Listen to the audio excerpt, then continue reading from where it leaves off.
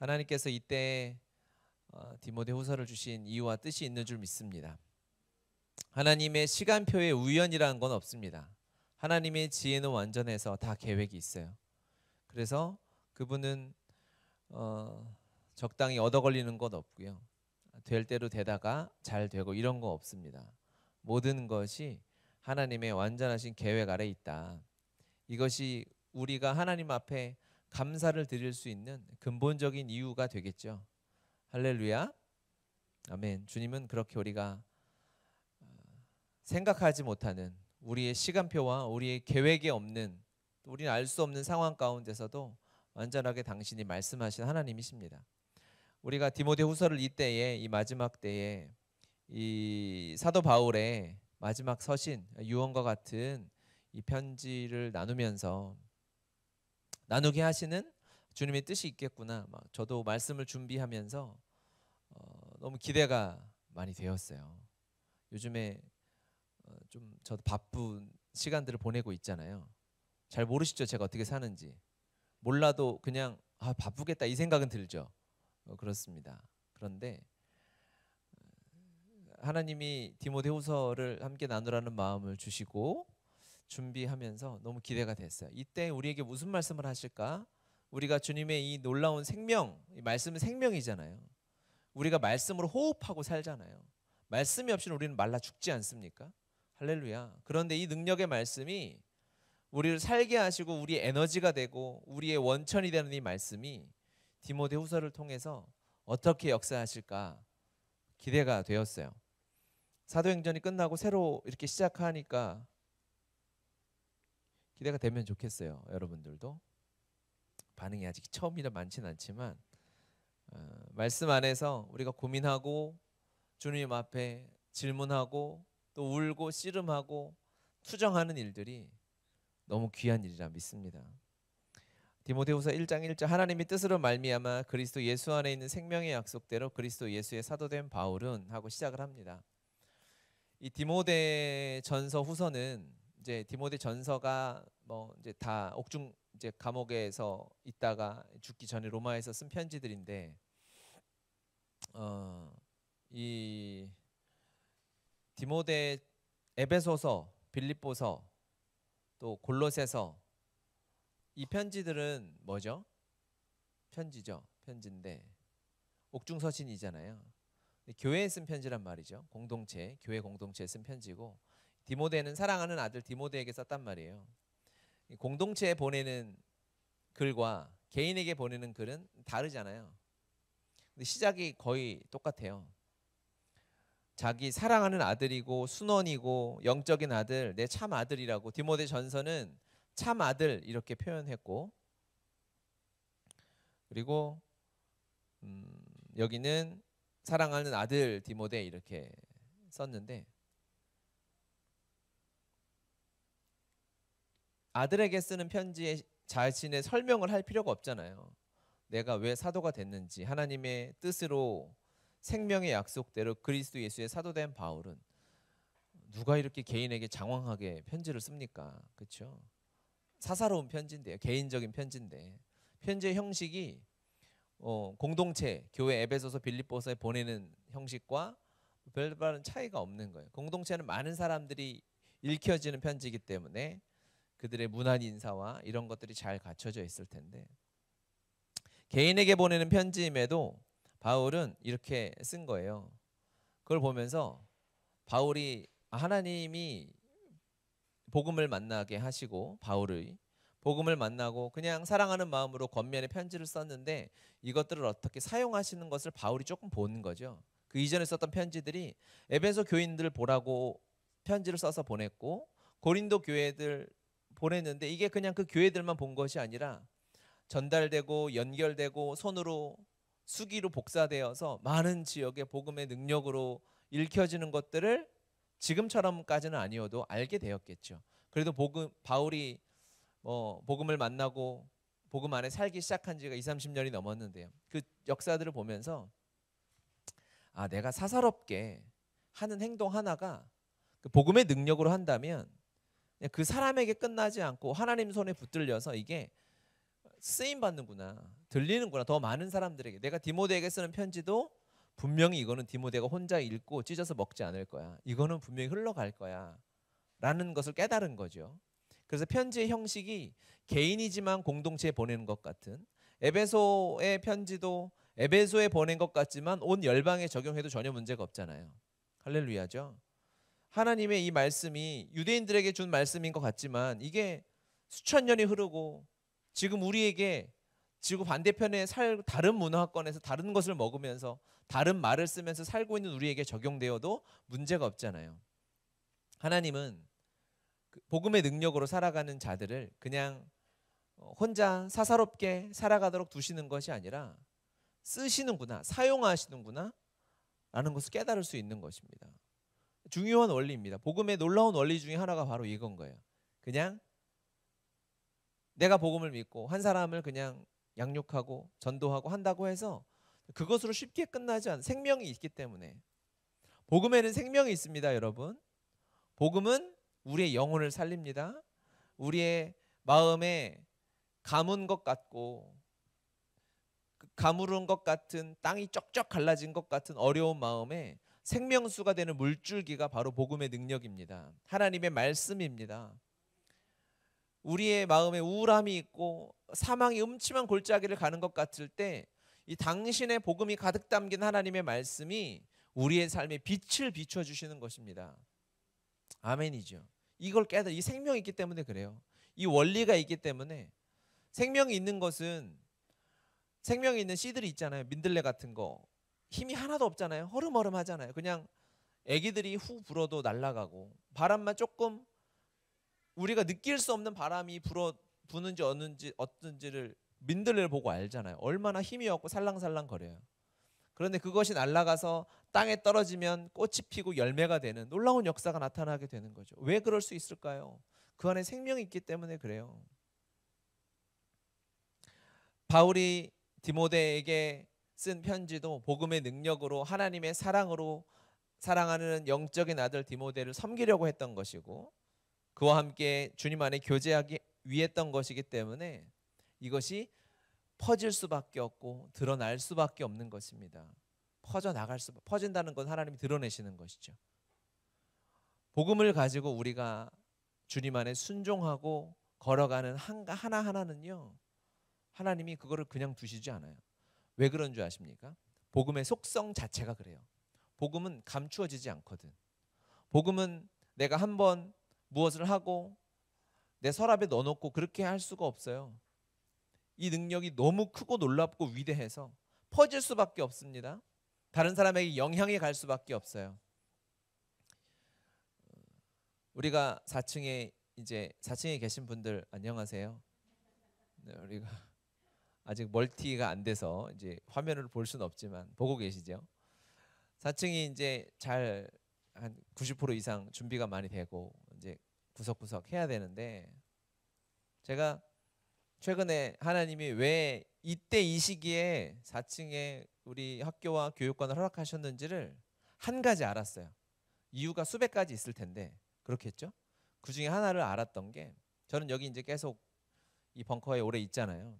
그래서 우리가 예배할 때도 코로나 이전에도 아이들 교육하고 다음 세대 학교는 뭐 개척하기 전부터 주님이 마음을 주셨으니까 어떻게 막 장소도 작년에도 알아보고 했지 않습니까? 그 이전에도 원래 우리 화장실 있는 그 거기가 2층인데 2층에도 디자인 회사가 하나 있잖아요. 거기가 원래 한참 비어 있었어요. 기억나죠? 거기서 막 우리 막 들어가서 와 소리치고 막 나오고 그랬거든요. 근데 거기가 장소도 뭐 4층보다는 좁지만 그래도 뭐 괜찮거든요. 가깝고 위아래 쓸 수 있고. 그리고 지금 우리가 쓰는 4층에 비해서 임대료도 훨씬 저렴했고, 한 2년 전쯤이었어요. 거기가 비어 있던 게. 거기 나가라고 하는 건 아니에요. 그걸 기도하지 마세요. 그분이 혹시 보면 놀랄라. 거기를 그때는 그 임대료를 보고, 거기 제 기억에 임대료가 한 250만 원인가 300만 원인가 그랬습니다. 엄두가 안 났어요. 엄두가. 아유 말도 안 돼. 우리 수준에 이거를. 그런데 시간이 지나서 만약에 지금 그거를 주신다면 우리가 그때보다 그래도 하나님이 은혜를 주시고 재정도 주셔서 성장했잖아요. 지금 그것을 얻었다면 별 부담 없이 했을 수 있을 것 같아요. 4층은 재정적으로 보면 좀 부담되자. 부담 좀 느끼시나? 좀 부담 많이 되는 때가 있어요. 부담되죠. 우리 수준에서는, 주님 수준에서는 아무것도 아니지만 하나님이 왜 그때 좀 저렴한 이것을 안 주시고 지금 우리 힘으로 감당할 수 없을 것 같은 그것을 주셨을까에 대한 답을 주셨어요. 왜냐하면 만약에 좀 우리 수준에서 할 수 있는 것을 했다면 우리가 이것을 알리고 다른 사람들에게 기도 부탁을 하고 하지 않았을 거예요. 하나님이 좀 넓은 곳에 우리 힘으로 감당할 수 없을 것 같은, 우리 힘으로만 해서는 안 되는 장소와 사역들을 맡겨주시고 막 알리게 하셨잖아요. 제가 기도 편지를 만들어서 영상을 찍어서 함께 기도하고 동역을 요청했잖아요. 만약에 우리 힘으로 할 수 있었으면 제가 이거 안 했을지도 몰라요. 귀차니즘이 작동해가지고 그냥 우리끼리 좀 아끼고 우리끼리 잘 해보자. 제 성향도 뭐 이렇게 낯가리고 막 이러잖아요. 그러니까 너무 크게 웃지 마세요. 그런다고요. 그런데 하나님께서 이걸 주시면서 이 일을 드러내기를 원하셔. 복음으로 이 마지막 때에 다음 세대를 살리고 키우는 일, 이 위대한 일을 주님이 하시는 일, 주님만이 하실 수 있는 이 일을 드러내기 원하시는구나. 그것을 깨달았어요.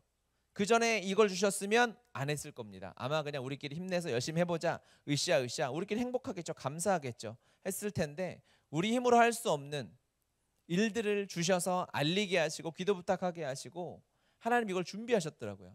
그것을 알렸는데 예상하지도 못하게 수많은 사람들이, 사실 그거를 알리는 것은 제 원칙을 깬 것, 제가 목회를 하면서 사역의 원칙이 있어요. 여러분 잘 모르시겠지만, 아는 분들도 있겠지만, 제가 선교를 가거나 교회 어떤 사역이 있을 때 기도를 부탁하고 재정 후원을 요청하지만 제가 그 연락할 때 계좌번호를 함께 올리지 않거든요.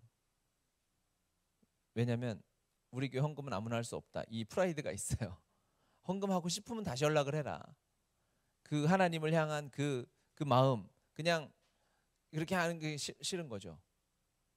그런데 하나님이 그렇게 하지 마 하시고 그냥 다 오픈하고 열고 마음을 열고 하나님께서 주시는 마음에 순종함으로 제 원칙을, 주님의 뜻이 더 먼저죠. 뭐 제 원칙 따위가 뭐가 있겠어요.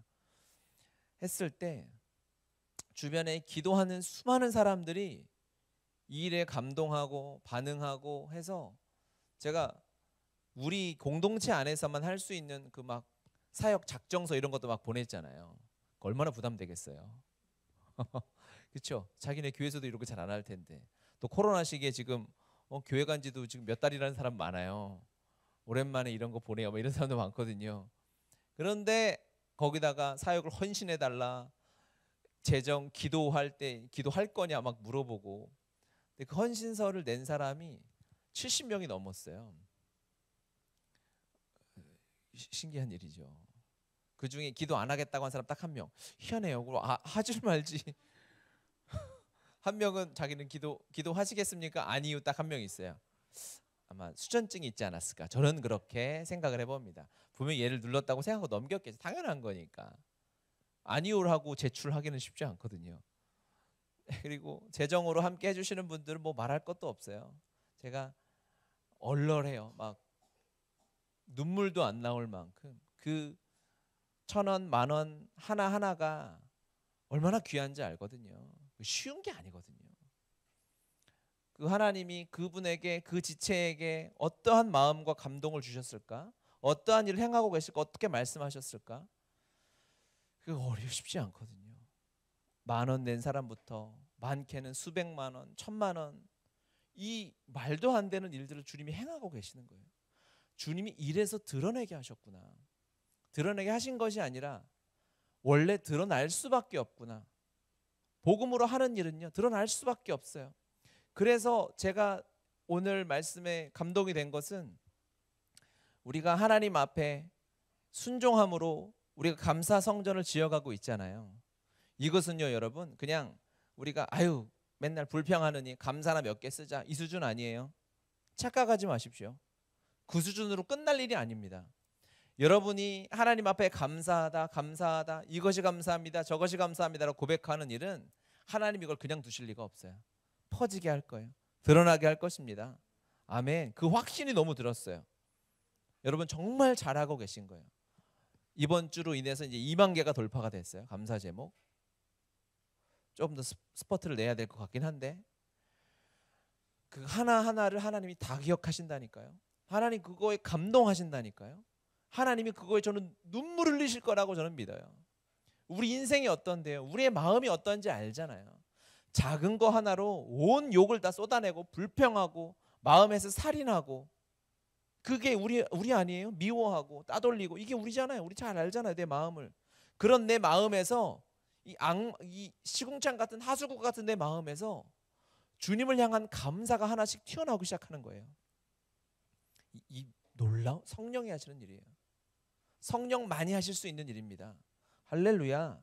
하나님 이걸 그냥 두시겠어요? 야, 너 그래 불평하느니 감사하니 잘 됐다. 야, 그렇게 좀 입 다물고 살아라. 이 정도 수준이 아니라 하나님은 이걸 사용하실 것입니다. 아멘. 아멘. 어떻게 사용하실지 몰라요. 모르니까 제가 막 그냥 세게 말하는 거. 엄청나게 사용하실 거예요. 아마 열방이 놀랄 만큼 주님이 이 감사 고백을 사용하실 것이고 이제 막 일어나게 하실 줄 믿습니다. 세상에서도 하잖아요. 우리 감사 그 신문도 받고 그렇죠? 저희 3번이 이번 주에 초등학교 입학할 나이가 돼서 억지로 이제 끌려갔다 왔는데 거기서 숙제 이렇게 내주더라고요. 감사한 거를 적어 오세요. 야, 세상도 이것을 하고 있어요. 그런데 우리가 이걸 안 하고 있으면 진짜 쪽팔린 일이지. 5절 한번 읽어봅시다. 그래서 결론이 뭐냐? 여러분 감사성전 진짜 잘하고 계시는 겁니다. 더 힘을 내서 이제 3월 한 달 우리가 1번부터 다시 번호를 매겨서 시작하잖아요. 그리고 이제 3월까지 지금 감사방은 3월을 마지막으로 이제 다른 분들과 함께 할 거예요. 그렇다고요. 5절. 이는 내 속에 거짓이 없는 믿음이 있음을 생각함이라. 이 믿음은 먼저 내 외조모 로이스와 내 어머니 유니게 속에 있더니 내 속에도 있는 줄을 확신하노라. 아멘. 이 5절 말씀이 마음에 깊이 왔습니다. 디모데는 어린 나이에 루스드라에서 바울을 만나서 한 15년, 20년을 흘렀던 시간입니다. 전서에는 디모데가 좀 소극적이었던 것 같기도 하고요. 그래서 담대하란 말도 많이 있고 디모데가 나이가 어려서 너의 그 연소함으로 인해서 사람들이 업신여기지 못하게 당당하게 담대하게, 왜냐하면 이 디모데가 에베소 교회 거의 이제 담임 목사 같은 지역을 책임지는 리더로 살고 있었기 때문에 디모데의 삶이 대단하잖아요. 그 믿음, 그의 헌신, 그가 만난 하나님의 그 사역들, 하나님의 역사들이 대단하니까 그 디모데의 믿음을 칭찬하는데 이게 두 가지로 제 마음에 왔어요. 첫 번째는 디모데가 어린 나이에 이 초대 교회 공동체에서 또 가장 중요하다고 할 수 있는 에베소 지역을 담당하고 있으니 대단한 거죠. 그 너의 믿음이 너 혼자 얻는 것이 아니라 네 믿음이 네가 잘나서 된 것이 아니고, 그렇죠?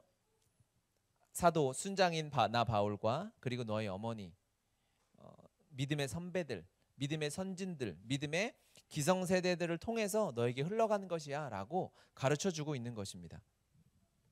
믿음은요 여러분 반드시 기성세대를 통해서 오게 되어져 있어요. 다른 거는 모르겠습니다.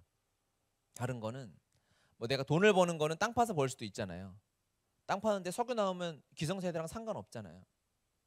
돈 벌고 내가 유명해지고는 부모 어쩌면 상관없을 수 있지만 이 믿음만은, 하나님의 말씀만은 먼저 산 믿음의 세대가 물려주지 않고서는 다음 세대가 말씀을 들을 길은 없어요. 절대 없습니다. 믿음의 선진들이, 믿음의 선배들이, 우리보다 이전 세대들이 말씀을 실제로 살아냈고 말씀을 지켜냈어요. 그리고 말씀을 해석했고 그것을 책으로 남기고 삶으로 남기고 간증으로 남겨서 우리에게까지 온 것입니다. 그렇죠? 여러분 동의하시죠? 아멘. 그래서 하나님은 이 다음 세대에게 하나님의 말씀과 은혜와 복음을 흘려보내는 것을 너무 당연하게 생각하세요. 다음 세대를 바라보는 것이 주님의 눈높이라고 저는 믿습니다. 어린이들을 안아주실 때 어떻게 안아주셨겠어요? 주님이 어린아이를 안고 말씀하시거든요. 이 어린아이와 같지 아니하면 천국에 합당한 자가 누구냐? 이 어린아이다. 어린아이를 안으려면 그의 허리를 숙이든지 무릎을 꿇어서 그의 눈높이를 맞춰줘야 되는 거예요. 주님의 눈은 어디 있었느냐? 그 어린아이의 눈높이에 있었다는 것이죠. 그렇게 그 아이를 안아주시고 사랑의 눈빛을 맞춰주시고 그에게 예수님의 이 사랑과 복음의 은혜를 흘려보내신 줄 믿습니다. 어린아이를 품고 사랑하고 살아가는 삶, 이것은 먼저 은혜를 누리고 살아간 우리가 해야 할, 복음을 안다면 뭐 하세요, 합시다, 뭐 그런 게 아니에요. 당연히 그렇게 될 수밖에 없어요. 믿음의 다음 세대는 어린 아이, 첫 번째는 당연히 나이가 어린 아이가 다음 세대가 되겠죠.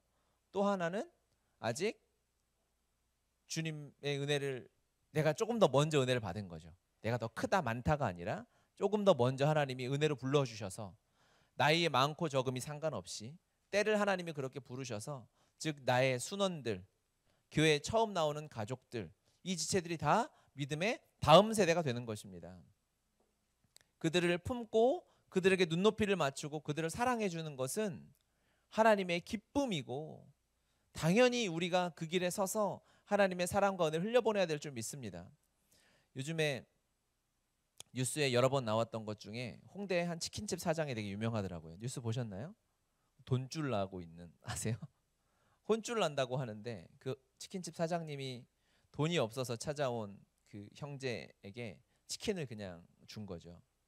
그래서 이제 5,000원 가지고 형제가 왔는데 그 형이 5,000원어치만 줄 수 없냐라고 해서 그 사장님이 좀 생각만 해도 너무 감동이에요.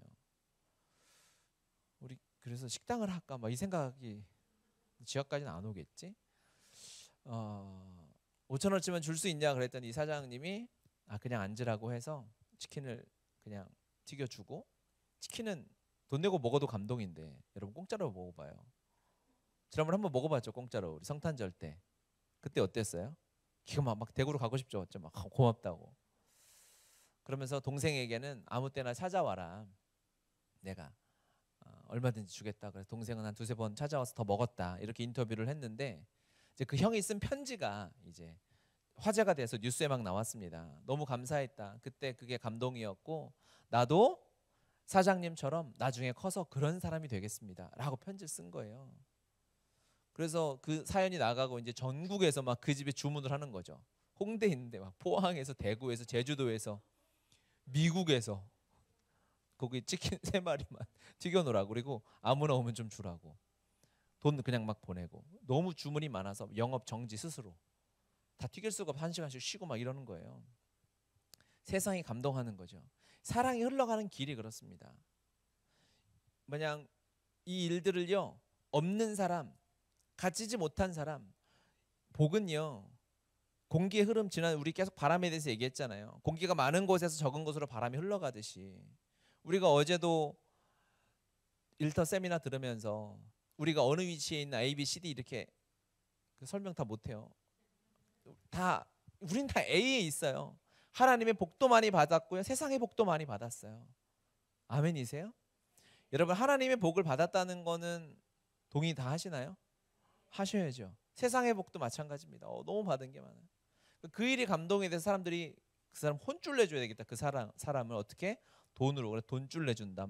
그래서 이 신조어가 막 나오는데, 그래서 그 얘기를 하려고 어제 설교 준비를 하는데 또 이런 뉴스가 또 나오는 거예요. 원래 있었던 선한 영향력 식당이 있더라고요.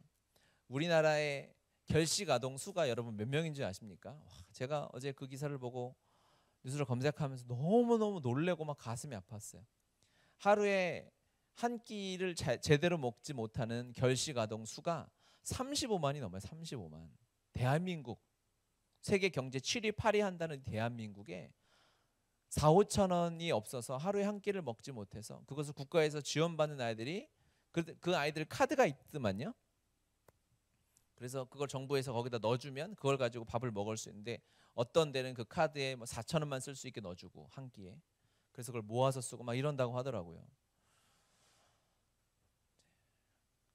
이 한 파스타집 사장님이 그런 이야기를 듣고 이제 그 아이들에게 무료로 이제 파스타를 오는 대로 메뉴를 주기 시작한 거예요. 수년 전에 했더라고요. 이미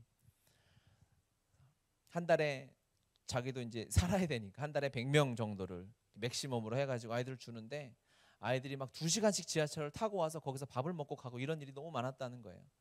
그래서 그게 소문이 퍼져서 선한 영향력 가게라는 그런 사이트도 생기고 그런 커뮤니티가 생겨서 지금 전국에 한 700여 개 이렇게 생겼다고 해요. 먹지 못하고 그 아이들에게 사랑을, 정신 나간 짓이거든요, 여러분. 왜 합니까, 그거 하지 않아도 그거 한다고 뭐 임대료를 깎아주겠어요? 누가 손님이 더 많이 오겠어요? 많이 뭐 처음에만 반짝하는 거죠. 계속 이어지지 않거든요. 이분들이 제발 주님을 믿는 사람이었으면. 그래서 저는 그렇게 방송이 막 찾아가면은 막 저는 사람을 보는 게 아니라 데코를 막 봐요. 어디 말씀이라도 한 구절 안 붙어 있나. 못 찾았어요, 안타깝게. 그런 일이 있고 나서 한 안경점 사장님은 아이들 안경을 그냥 무료로 해주더라고요. 결식 아동들이 오면은 10만 원 정도 되는 안경을 그냥 맞춰준대요. 받은 은혜가 이렇게 흘러가는 거예요. 사단이 미칠 노릇입니다. 자본주의는 주고받는 시대거든요. 하지만 하나님의 나라는 그게 아니에요. 조건 없이, 주님이 사랑이 조건이 없었듯이. 그래서 이 선한 여행, 이 파스타집 사장님이 했던 말들을 제가 보이실라나 모르겠어요. 얘들아, 아저씨가 그러니까 이거를 문에 이렇게 걸어놓은 거예요. 식당에서 아이들이 상처받을 수 있잖아요. 그 자체가 자존심 상하는 일이죠. 우리가 복음을 알고 주님을 만나면, 제 말 먼저 들으세요. 안 들어. 야, 유튜브 넘겼니? 나 이거 유튜브 하게 해주세요. 네, 말을 먼저 해야 돼. 그냥 읽읍시다. 얘들아, 까먹었어. 얘들아, 어떻게 알려야 너희들이 상처받지 않고 편하게 올 수 있을까? 생각을 해봤는데 잘 모르겠더라. 미안하다. 그 나이대의 감수성을 잃어버린 지 너무 오래돼서 더 좋은 말로 쓸 수 없음을 이해 바란다. 나의 실수로 너희들의 감정이 상하지 않았으면 좋겠다. 얘들아, 그냥 삼촌 이모가 밥 한 끼 차려준다는 생각으로 가볍게 와서 밥 먹자. 아래 내용과 같이 몇 개의 내용만 지켜주길 부탁할게. 이렇게 돼 있는데 유튜브에 잘 안 나가고 있으니까 잘 나오게 해주세요. 이 글을 붙여놓은 거예요. 그냥 베푸는데, 사랑을 베푸는데 자존심 상하지 않게 해주고 싶은 거죠. 그래서 이 다음 구절이 있어요. 이 다음에 붙여져 있는 게 진짜 감동이에요. 아이들이 들어와서, 이 결식 아동들이 그 식당에 와서 지켜야 될 5가지를 써놓은 거예요. 첫 번째, 가게에 들어올 때 쭈뼛쭈뼛 눈치 보면 혼난다. 두 번째, 뭐든 금액 상관없이 먹고 싶은 거 얘기해줘. 눈치 보면 혼난다. 세 번째, 매주 월요일은 쉬고 일요일은 5시 30분까지만 영업을 하니 미리 알고 있으면 좋겠구나. 네 번째, 다 먹고 나갈 때 그냥 그 결식 아동 카드 있잖아요. 꿈나무 카드라고 하는 그 카드 한번 보여주고 미소 한번 보여주고 갔으면 좋겠다. 매일매일 와도 괜찮으니 부담 갖지 말고 웃으며 자주 보자. 별거 없지? 당당하게 웃고 즐기면 그게 행복인 거야. 현재의 너도 미래의 너도 행복한 사람이 되었으면 좋겠다. 그리고 마지막에 악용하는 분들이 있으면 가만두지 않겠습니다. 이렇게 써놨는데, 저희 교회죠, 여러분. 교회는 저렇게 하는 겁니다. 그리스도인은 저렇게 사는 거예요. 조건 따지고 내 거, 내 이익. 저분들이 저거 안 하면 아마 조금 더 좋은 거 살 수 있고 조금 더 누릴 수 있고 아마 조금 더 편하게 살 수 있지 않을까 싶어요. 그런데 그렇게 살지 않는 거예요. 조건 없이 대가 없이. 십자가가 그 원리거든요. 그렇게 베풀고 나누어서 이 나라에 저 아이들이 저 은혜를 받고, 우리가 컴패션이 그거잖아요. 컴패션이 한국에 들어와서 이 땅의 다음 세대를 먹여 살릴 때 어떻게 했습니까? 조건 없이 했던 거 아닙니까? 그 은혜가 이 땅에 한국교회를 세웠고 한국교회가 지금 그 일을 섬기고 있잖아요. 멋지죠? 제가 이걸 보고 와, 이렇게 은혜가 이렇게 흘러가는구나. 우리가 이 땅의 다음 세대를, 영적인 다음 이렇게 키워야 되겠구나 생각하고, 이제 식당 하시는 분들이 우리 지체들 중에는 없잖아요. 그렇죠? 그래서 이거 어떻게 주변에 얘기를 할 수도 없고, 그러다가 다음 세대를 키우는 우리 학교에 대한 제가 품었던 기도 제목이 하나 있었거든요. 이런 아이들을 섬기고 싶었고 키우고 싶었어요. 그래서 제가 스스로 마음에 정한, 우리가 7명 중에 1명은, 한 반을 7에서 8명 생각하고 있는데 7명 중에 1명은 이런 아이들이 오면 좋겠다. 그렇게 그냥 우리가 기꺼이 사랑으로 키워주고 싶은 거예요. 이 시대에 이 화려한 대한민국의 이 서울 한복판에 여전히 굶어가는 사람이 너무 많은 거예요. 그런데 돈만 생각했는데 하나님 주시는 마음이 아니야. 지금 영적으로 굶어가는 다음 세대가 너무너무 많다는 거죠. 차라리 굶으면 다행인데 이 세상의 영향을 받으면서 굶는 게 아니라 독국물을 먹고 살아가는 시대다라는 깨달음을 주시더라고요. 이 시대의 다음 세대가. 그렇지 않습니까, 여러분? 세상의 문화, 세상은 공정해요. 지금 이 시대가 교육에 대해서 하나님을 우리가 다 알듯이 하나님을 가르치지 않으면 세상을 가르치는 거예요. 여러분 동의하십니까? 아닌, 그냥 우리 학교는 중립인 것 같죠? 학교는 다 가니까 중립적이지 않아요. 거긴 세상을 가르치는 곳입니다. 세상에서 살아가는 원리, 세상에서 살아가는 방법을 가르치는 곳이지, 거기는 중립적이고 종교적으로 치우치지 않는 게 아니에요. 하나님 편이 아니면 전부 세상 편입니다. 영적으로 독국물을 먹고 살아가는 세대가 이 다음 세대예요. 이걸 깨닫고 이것에 도전하는 학교들이 많이 있는데 그런 사역들 해야 되죠. 한국교회가 일에 뛰어들어야 됩니다. 일을 해야 돼요. 우리가 고생하니까 너도 같이 해라, 이게 아니라 한국교회가 소망이 지금 다음 세대밖에 없는데 어떻게 하겠어요? 일에 뛰어들어야죠. 서서히 죽어가는 거예요. 독국물을 한 번에 죽기도 하지만 가끔 해외 토픽이나 뉴스 나오잖아요. 우리나라에도 막 그런 사건들이 있어요. 남편이 막 재산이 많아서 몰래 재혼해가지고 농약을 조금씩 매일 중독돼가지고 죽이게 하고 중금 뭐 이렇게 하는 일들이 있지 않습니까? 지금 이 시대 다음 세대가 그래요. 그들을 살려야죠. 그들을 깨워야 되는데 알지만 도전하지 못하는 사람들. 왜? 이 공교육은 중립적이고 공정하다라고 해놓고 정부에서 돈을 막 지원을 막 하니까 공짜잖아요.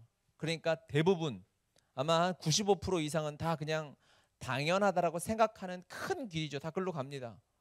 그런데 하나님의 말씀으로 이 복음으로 가르친다라고 하면 벌써 내가 돈을 수십만 원씩 내야 되죠. 심지어 좋은 기독 대안학교라고 하는 곳은요, 뭐 입학금이 수백만 원에서 1,000만 원 넘어가는 데도 있어요. 매달 학비가 한 아이당 100만 원이 훨씬 넘어갑니다. 어떻게 가르쳐요? 이거는 너무 나쁜 거죠. 우리가 이 원리를 가지고, 그런데 기독 대안학교들이 이걸 왜 안 하는지 아십니까? 그렇게 하잖아요. 그러면 가난한 아이들, 없는 아이들이 오기 시작하면 물을 흐린다고 생각해요. 이 저주받은 썩은 정신이 여전히 한국교회 안에 있다고. 여러분 여기 가난한 사람들 오면은 그들하고 여러분 다가가는 게 쉽겠습니까? 우리 주님 앞에 하나님 계수함이 있을 거예요. 우리의 마음이 어떤가? 지금 내 삶이 여전히 A, B, C, D 중에 A에 딱 자리 잡고 여기서 내 가정, 내 교회, 내 자식은 끔찍히 아끼면서 헌신은 거기다 다하면서 없는 사람, 진짜 복음이 필요한 다음 세대는 나 몰라 하고 내팽겨치고, 시대가 그런 거예요. 교회 안에도 이게 다 들어와 있어요. 우리 안에 없다고 할 수가 없는 거죠. 너무 주님 앞에 죄송한 거예요. 그러면서 주님 앞에 기도하는데 하나님께서 그래도 우리 교회에 은혜를 주시고 훈련시켜 주셨더라고요. 무엇을 보게 하시냐면 우리가 컴패션 아이들을 섬기고 있잖아요. 그렇죠? 여러분 하고 계시죠? 이게 대단한 일입니다, 여러분. 한 가정당 1명, 2명의 아이들, 우리 교회 전체적으로 어른들 숫자보다 더 많은 아이들을 우리가 케어하고 섬기고 있어요. 40명이 넘는 아이들, 50명 가까이 되는 아이들을 우리가 하고 있는데, 지금 여러분 매달 컴패션 아이 후원하는데 매달 그 돈이 빠져나갈 때 막 절망이 찾아오고 주여 또 45,000원 이러지 않잖아요. 그렇죠? 그게 뭔지 아십니까? 여러분이 훈련된 거예요. 여러분이 근육이 생긴 거예요. 그만큼은 섬길 수 있는 근육이 생긴 거죠. 이 얘기를 하잖아요. 그럼 우리는 당연하잖아요. 다 하고 맨날 금요일마다 기도하니까 다 하는데, 이제 처음 오시는 분들이나 이렇게 오시는 분들이 다 여기저기 애들 얼굴이 있으니까 애들 많이 하나 보네요 막 이러는데 우리는 아니 많이는 못해요. 그냥 한 50명 해요. 그러면 이제 다들 놀라는 거죠. 이게 놀랄 일인 거예요. 그 얘기 뭡니까? 우리가 훈련되어진 거예요. 그만큼 우리에게 먼저 주신 우리가 다음 세대를 훈련시키고 구제하고 선교하는 근육이 우리에게 있다. 할렐루야. 그래서 일을 부족하지만 맡기셨나 보다 라는 깨달음을 얻었어요. 근육이 있기 때문에 우리가 한 걸음 더 나아갈 수 있지 않을까? 아령을 하나도 못 드는 사람은 하나 들기도 어렵지만 하나 든 사람은 하나 더 껴서 들고 할 수 있잖아요. 근육이 어느 정도 생겼으면 궤도에 올라섰으면 더 달려가기 쉽지 않습니까? 하나님이 우리를 그동안 훈련시켜 주시고 근육을 주신 줄 믿어요. 너무 감사한 거죠. 기적 같은 일인 거죠. 이기적이고 나밖에 모르는 우리가 열방의 다음 세대를 품고 그들을 위해 기도하고 북한의 다음 세대를 준비하고 이 땅의 다음 세대를 섬길 일들을 하고 있다는 것, 우리가 순모임을 통해서 여러 가지 사역들을 통해서 영적인 다음 세대, 우리보다 조금 더 예수님을 늦게 믿은 그들을 섬길 수 있는 은혜를 주셨다는 것은 기가 막힌 하나님의 역사와 은혜라고 믿습니다. 할렐루야. 더 나아갑시다. 여기 안주하지 말고 더 나아가자는 거예요. 그렇게 자원하는 분들이 있으면 좋겠어요. 우리 학교 학비는 한 달에 50만 원입니다. 아이들 한 명당. 그러면 목사님, 한 명은 제가 그 7명 중에 그렇게 가난해서 배울 수 없어서 하지만 복음이 고픈 아이가 온다면 한 명은 제가 후원하고 싶습니다라는 지체들이 일어나길 바랍니다. 한 명까지 못하면 팔 하나만이라도 5만 원.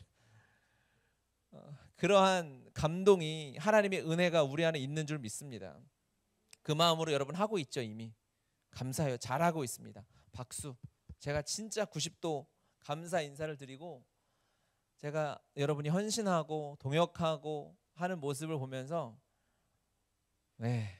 얼얼해요. 정말 막 진짜 말 그대로 제가 무슨 막 말을 만들어 보려고 그러지, 돈줄은 아니니까 뭐라고 만들려고 하다가 못 만들었어요. 한번 아이디어 있으면 카톡에 올려주십시오. 감사하고 주님이 우리의 헌신을 통해서 일들을 이루실 것입니다. 왜? 우리 안에 복음의 능력으로 우리가 섬기고 있기 때문에. 복음의 능력을 받은 다음 세대, 우리의 영적인 다음 세대 순원들, 새신자들이 하나님 안에 놀라운 하나님의 사람들을 변화될 줄 믿습니다. 또 하나 합시다. 이 말씀 1장 5절 보면 이 믿음은 내 외조모 로이스와 내 어머니 유니게 속에 있더니 내 속에 있는 줄 확신하노라. 디모데를 이미 사역자로 살아가고 있는 이 디모데에게 바울이 얘기를 하는 거죠. 너 믿음은 네 가문 너 스스로 된 것이 아니라 어머니와 할머니 너 있는 거다라고 이렇게 얘기를 하는 거죠. 왜 이렇게 얘기했을까? 한편 생각해봤을 때 이 디모데가 바울을 의존하고 바울에게 감사하고 고마움이 너무 컸을 수 있었던 거죠. 바울이 얼마나 대단한 사람이고, 바울이 만난 이 복음은 지금 우리가 예수님을 만나고 한 것보다 훨씬 더 엄청난 능력이 있었던 거죠. 그 시대를 뚫고 예수 그리스도로 말미암아 기독교가 자리 잡을 수 있도록 했다는 것은 대단한 거였거든요. 아무것도 없는 유대인들 안에서 막 복음이 싹트기 시작했잖아요. 기독교가 태동했잖아요. 그렇죠? 예수님의 제자들, 베드로, 바울 다 유대인으로서 주님을, 유대인이었다는 것은 이 구약의 사상에 딱 사로잡혀서 살고 있던 사람들이거든요. 그들이 예수님을, 선지자 정도로 인정되는 예수님을 나의 구주 하나님으로 만나고 살아간다? 이것은 쉬운 일은 아니에요. 여러분 지금도 전도한다고 생각해 보세요. 여러분 무슬림에게 복음 전하는 게 쉬울까요? 아니면 아예 무교에게 전하는 게 쉬울까요? 아니면 유대인들에게 전하는 게 쉬울까요? 가장 어려운 건 유대인입니다. 그렇죠? 딱 생각해도 다 알아. 아유 구약 내 너보다 더 알아 하면서 달달달달 모세오경 앞에서 외워버리면 우리가 거기서 안수 한번 해주세요. 안수 받고 나와야 될 지경이에요. 대단하거든요. 그리스도를 알지 뭐. 복음에는 눈이 가려져 있지만 이 종교적인 열심과 그들의 헌신은 대단하니까요. 그 상황에서 이 복음이 능력이 되어서 바울을 살리고 디모데를 살리고 지금까지 2000년을 이어오게 한다는 것은 진짜 놀라운 능력이죠. 이 복음의 능력이 이어져가 이걸 실제로 누렸어요. 디모데에게 바울이 너무 커서 오히려 바울이 야 너무 나만 보지 말고 오히려 너의 은혜가 한 사람으로부터 온 것이 아니라 하나님의 은혜와 역사와 이전 세대들의 하나님의 큰 계획 가운데 있음을 말해주는 것처럼 제 마음에 다가오더라고요. 그렇게 컸던 거예요. 디모데에게 이 복음의 능력이. 복음은 장난이 아니니까. 그래서 이렇게 당당하게 말할 수 있었던 거죠. 8절 말씀 같이 읽어보겠습니다. 1장 8절. 그러므로 너는 내가 우리 주를 증언함과 또는 주를 위하여 갇힌 자 된 나를 부끄러워하지 말고 오직 하나님의 능력을 따라 고난을 받으라. 아멘. 아멘. 복음과 함께 고난을 받으라는 거예요. 복음 안에 당당하라는, 흔들리지 말라는 거예요. 복음이 가는 길이면 고난이 있을 수밖에 없다는 거죠. 그것을 피하지 말고 그 길로 걸어가. 복음은 진짜야, 실제야. 너를 변화시켰고 우리를 살리고 이것만이 진정한 기쁨이고 이것만이 내 삶의 이유이고 이 복음만이 내가 살아가는 오직 한 가지 이유라는 것입니다. 그 얘기를 하는 거예요. 이 복음과 함께 고난을 받으라는 것은 그 의미가 있어요. 삶의 전 영역에서 이 복음이 실제되는 삶으로 우리가 나아가야 됩니다. 복음은 거기서도 누려져야 합니다. 복음은 내 직장에서도 누려져야 하고 내 가정에서도 누려져야 해요. 복음은 내가 진짜 피하고 싶은 상황에서도, 내가 미워하는 사람에서, 내가 고통스럽고 눈물 흘리는 상황에서도 거기서도 복음이 진짜인지가 확인되어져야 됩니다. 그래서 더 복음에 집중해야 되는 거예요. 내가 힘들고 어려운 자리에서 여전히 쓰러지고 넘어진다면 여러분 복음에 집중하면 가능합니다. 거기서 복음이 능력이 되면 그 자리에서 여러분 눈물로 쓰는, 고난으로 쓰는 감사 제목들이 터져 나오는 거예요. 실제가 되는 감사들이.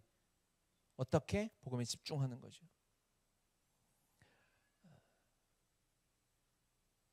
이제 3월이 이제 오늘 첫 주지 않습니까? 성찬 예배로 시작하면서 기도하면서 이제 우리 상반기 사역을 어떻게, 이제 막 예전에는 1년, 2년 계획들을, 선교 계획들을 짜고 했지만 시대가 어떻게 바뀔지 모르니까 일단 상반기 사역을 주님 앞에 기도하면서 준비하면서 주님이 이것에 집중하라 하신 것이 있었는데 그것은 여러분에게 시시할지 몰라도 복음이었어요.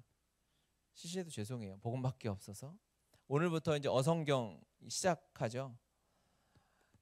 구약을 쭉 보면서 여러분 이 역사를 준비하시고 십자가의 그리스도를 준비하신 하나님의 은혜가 그 은혜에 대한 눈이 열리시길 바랍니다. 성령께서 그 일을 하실 것입니다. 강사님이 좀 부담스러워하긴 하세요. 원래 한 3, 4명 가지고 이렇게 해보자 했는데 신청자가 16명이 돼가지고 그래서 사과의 말씀 좀 드리고 구약을 6월 말 정도까지 이제 그 기간 안에는 다 어떻게 될지 모르겠지만 하여튼 6월 말 정도까지 구약을 쭉 읽어 나가면서 그 말씀이 와 거기서 하나님의 역사하심을 보는 영의 눈이 열리게 될 줄 믿습니다. 할렐루야, 할렐루야. 그리고 순모임을 계속 다시 이제 시작할 것입니다. 아직 기초 순모임을 안 하신 분은 하셔도 좋고요. 기초 순모임들을 끝내신 분들은 이제 책을 하나 제가 정했어요. 십자가와 나라는 책을 통해서 십자가 와 기가 막히구나, 놀랍구나 읽으면서 웃음이 나오는 일들이 있어요.